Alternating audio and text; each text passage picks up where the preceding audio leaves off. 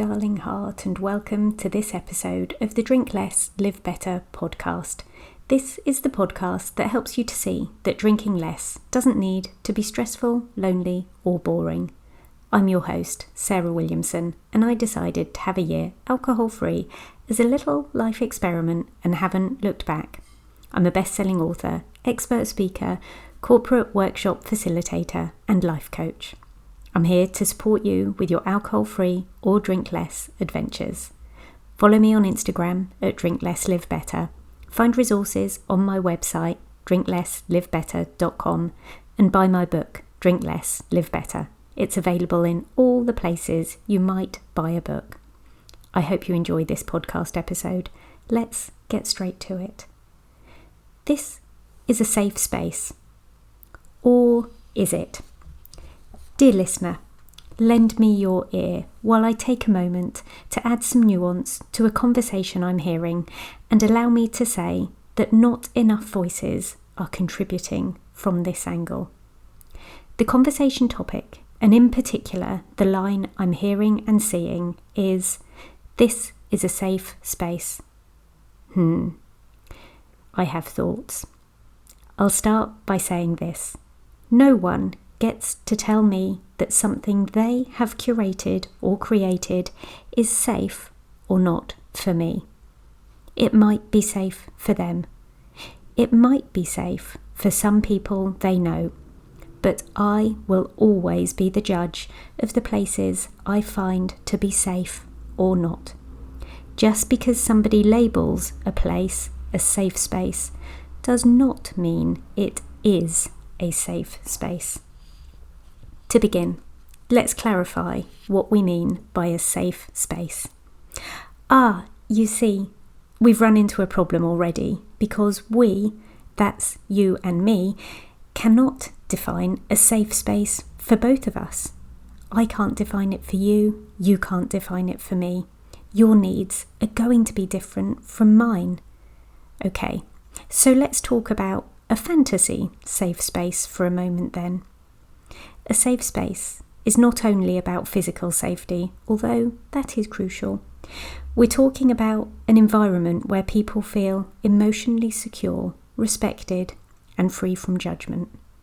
I think we can probably agree that it's a place where someone can let their guard down and begin to process their experiences and emotions without fearing ridicule or dismissal.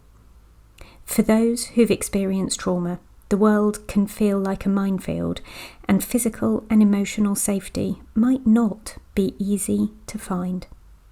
Everyday situations and circumstances might activate painful memories or overwhelming emotions, and that's a reason why someone finding a safe space is so important.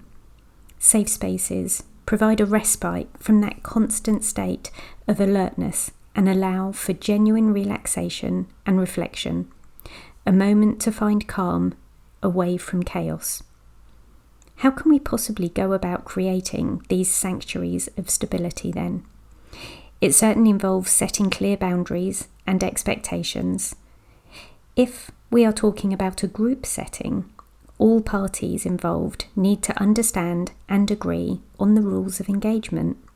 This might include confidentiality agreements, respect for personal space, and a zero-tolerance policy for discriminatory language or behaviour. In a one-to-one setting, these are important expectations too. Of course, communication is key. We can encourage open and honest dialogue, but also respect when someone isn't ready to share. It's perhaps about finding that delicate balance between providing support and not always pushing too hard. Trust. Trust is so important. We cannot invite someone into a conversation and expect instant connection. I recently told my therapist a story that has taken me 18 months to get round to saying out loud. I've trusted her for a really long time, but it's a story I've kept to myself for many, many years, and I'd been building up to telling her for a while. It does feel better to have said it out loud now, but I couldn't have said it out loud with her a year ago. Physical environment plays a role too. We can talk about soft lighting, comfortable seating, candles and calming colours, but so often the safe spaces we're talking about today are online, be that a Zoom room, a Facebook group, or any other type of online community. Group leaders or facilitators can never be in control of the group dynamic and how people respond or react to each other. That would be a cult. And I think we're all agreed that cults aren't to be described as safe spaces. Beware the offer to say whatever you want, as not everyone might behave in a way that you find safe if you do say whatever you want. Sometimes whatever you want comes with rules that you didn't get to see or didn't understand. Sometimes these so-called safe spaces are built to discuss potentially upsetting or unsettling topics on purpose. And yet, not everyone is given the heads up, and so they can't prepare themselves or opt out when they might need to. Consistency is your friend when looking for or building security and stability. People who have experienced trauma enjoy predictability. They enjoy knowing what they're going to get and how it's going to be delivered. Don't underestimate the power of small gestures. Acknowledging someone's presence or pain can go a long way in making someone feel seen and valued. Remembering someone's preferences or simply listening to the truth of what they have to contribute is a powerful and meaningful way of going in the world. I recognise that cultivating a safe space isn't a one-time task. It's an ongoing process.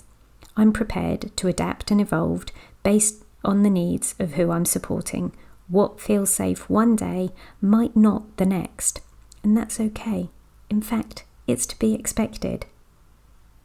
It's not just creating a physical space, but an emotional one too. I encourage practices that promote inner safety, mindfulness exercises, and or grounding techniques. Another really important point is the safety and security of the leader, host, or coach. What training have they had? What accreditations do they hold? What code of ethics do they abide by? What professional bodies are they members of? Are they having therapy to look after themselves? And what professional supervision are they having? These are important questions. Cultivating safe spaces is as much about unlearning as it is about learning. Many of us have internalised harmful beliefs around trauma, mental well-being, and what it means to be strong. Part of creating a safe space is challenging these notions and developing an environment of genuine acceptance. In this safe space, well, the Drink Less, Live Better podcast is a monologue and not a dialogue, so I'm afraid maybe this isn't a safe space. But is my coaching practice a safe space? Well, I won't be the one to tell you that. It's very much for you to decide. There's a link in the podcast show notes to book a 30-minute complimentary Zoom call with me. You can ask me any questions about coaching, see what I look like, bring some emotions, and see how they feel. Look for safety, security, and stability, and see where you might be able to find it. Thank you for listening in today. Come back again next week. Please subscribe, rate, and review the podcast if you love it, and maybe just turn it off if you don't.